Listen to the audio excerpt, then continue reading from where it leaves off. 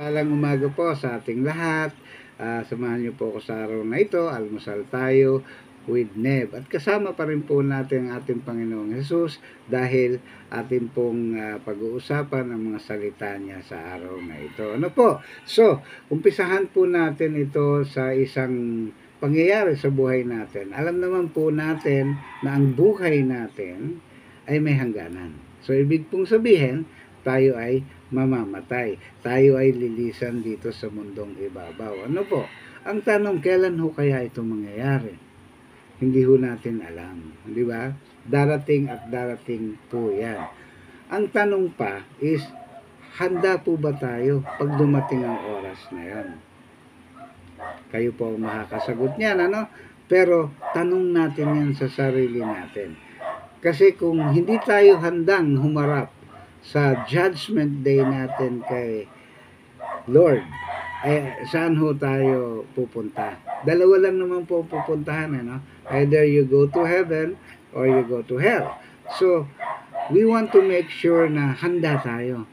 And that's what we're going to discuss today. Ano po? Ito po ang ating tatalakayin.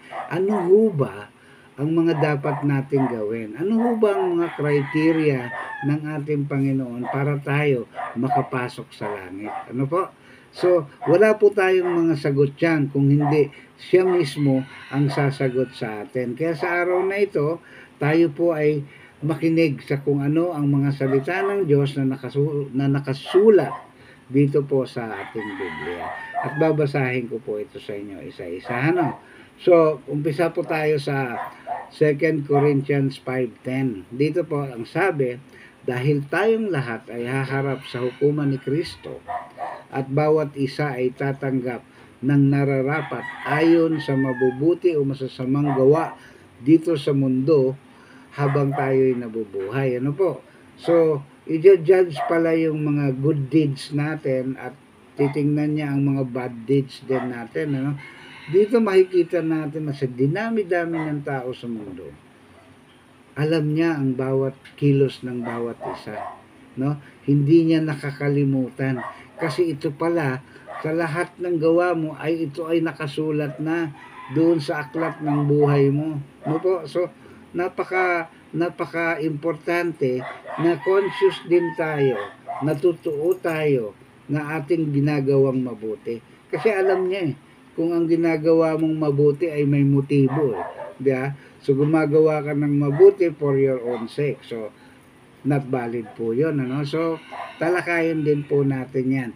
Sinasabi niya rin po na isa sa mga criteria niya, hindi lang yung paggawa ng mabuti, kasi may mas mahalaga dito Kung hindi yung pagtanggap natin na si Kristo Jesus ay anak ng Diyos.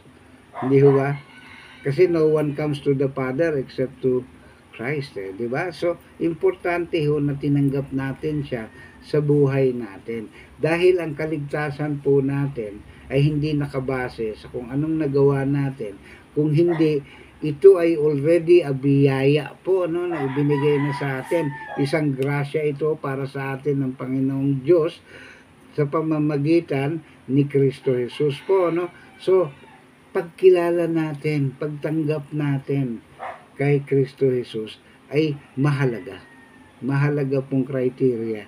Yan. Kanina nabanggit ko po na kilala niya ang ating mga motibo, no po? So, kung gumagawa ka ng mabuti at may motibo kang hindi mabuti sa iyong paggawa, not valid po yun, ano?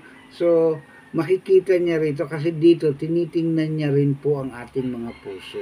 Hindi lang po yung mga panlabas na gawa natin, pero inaalam niya, susuriin niya ang iyong puso. Ano ba ang nilalaman ng pusong ito? Ito ba ay may mga lihim na nakatago na hindi naaayon sa kalooban ng Panginoon.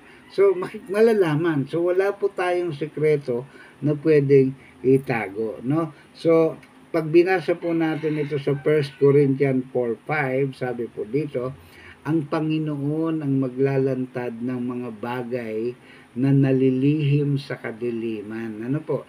At maghahayag ng mga lihim na panukala ng puso ng bawat isa. So wala po tayong pwedeng itago Sabi nga sa Lucas 12:2, ano po, walang natatago na di nabubunyag at walang sekreto ang hindi malalaman. So, wala tayong may tatago sa Panginoon. So, in Judgment Day po, handa na po ba tayo sa ating mga narinig? Kasi kung hindi pa naman po,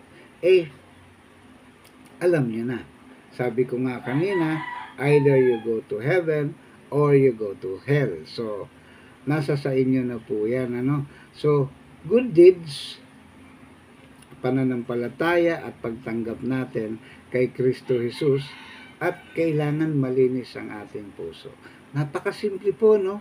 Ang dali lang pala makapunta sa langit kung ating susundin at kung ating malalakaran.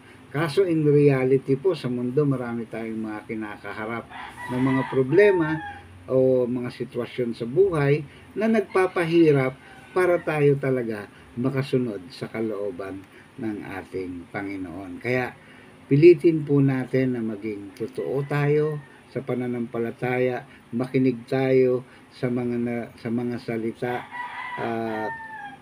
magbasa tayo, ano po, para alam natin, at ito ay nagpapatibay sa ating buhay, ano po, para tayo ay makapaglingkod at makasunod din sa ating Panginoong Hesukristo. Ano po, may mga nagtatanong din po sa akin kung ang isang kasalanan na mabigat daw ba ay may kapatawaran.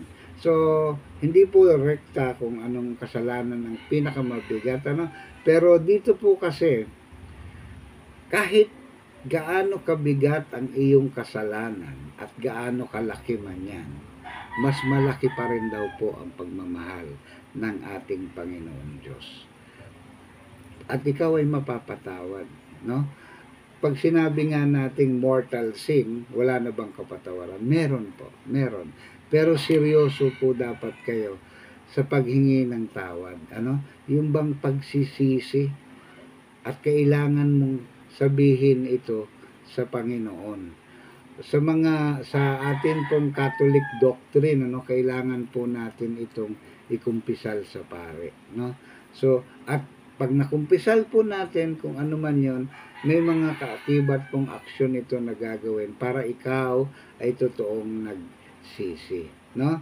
So, yun po ay kahit na yun po ay malaking kasalanan, napapatawad pa rin. Isa lang po ang unforgivable sin na kahit ano pa man ay hindi mapapatawad. Ano po yan?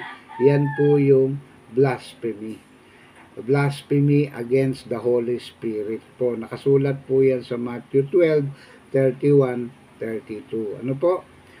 Kasi ito yung kasalanan na walang pagtanggap sa Panginoon, no? Kalaban niya ang Diyos.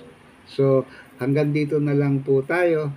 Nawa po ay alam natin at masiguro natin kung paano tayo makakapasok sa kaharian ng ating Panginoon at makapiling natin siya. Ano po?